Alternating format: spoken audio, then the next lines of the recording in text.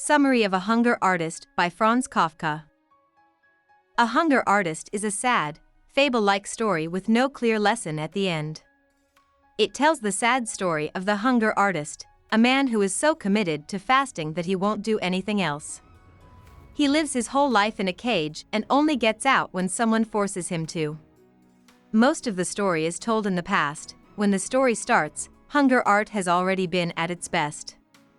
The reader gets an idea of how famous it used to be, back when whole families went to see the hunger artist fast.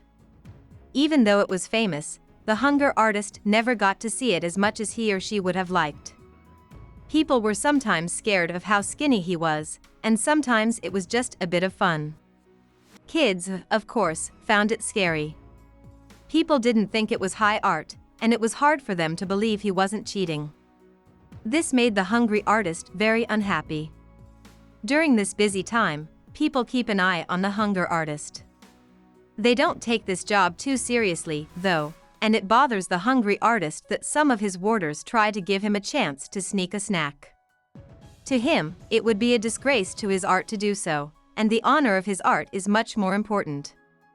Some of the guards take it more seriously and shine their lights at the cage all night, talking to the hunger artist and giving them food in the morning, which makes him very proud.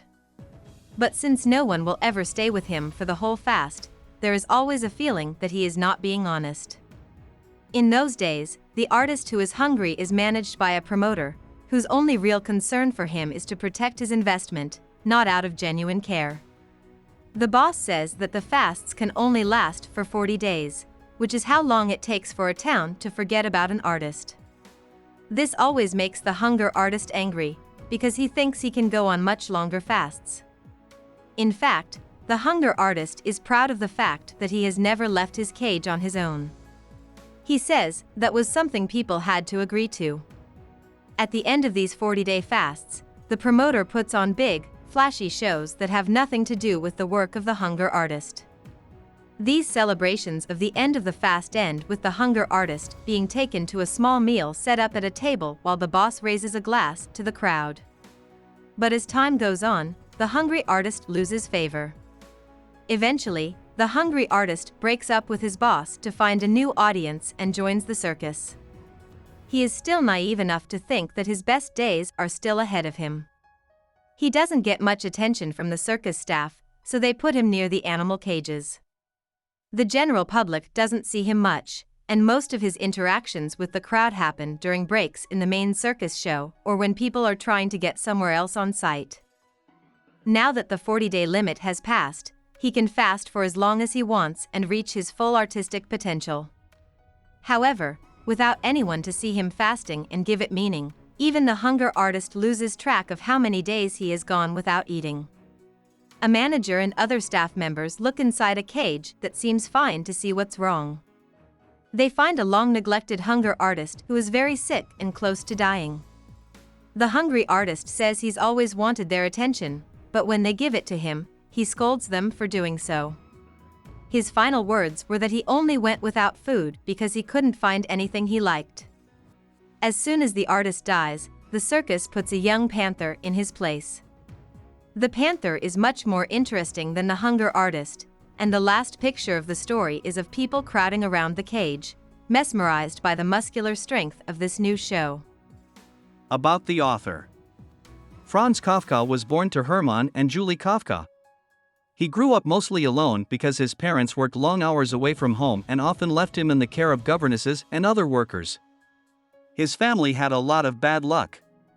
2 of his brothers died when they were young, and 3 of his sisters died in the Holocaust many years later. Kafka's father didn't have much time for his son's imagination, and Kafka didn't think his mother could understand his desire to become a writer because she was too busy with housework. Kafka didn't move out until he was 31 years old. After getting a good education as a child, Kafka went to college to study law.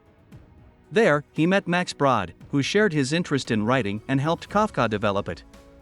After he graduated, Kafka got a job in the insurance business and worked on his writing at night.